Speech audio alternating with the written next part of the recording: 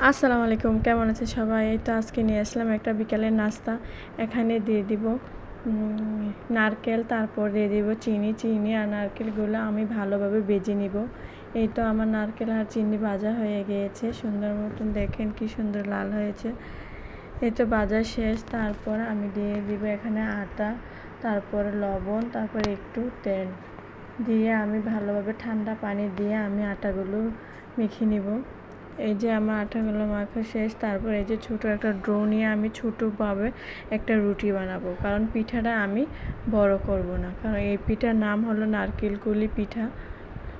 এই যে ভালোভাবে আমি রুটিটা বানিয়ে এই যে আমি এক এক করে পিঠাগুলি বানিয়ে নিব।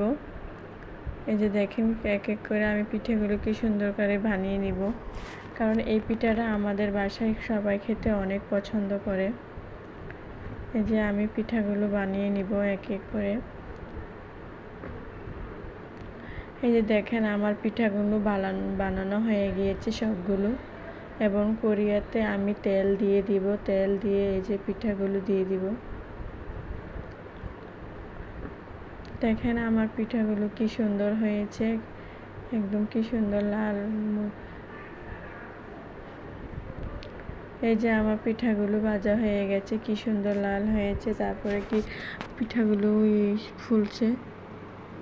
এই যে আমি অফ ক্যামেরায় সবগুলো পিঠা আমি ভেজে নিব। এই যে ভেজে নিলাম সবগুলো পিঠা।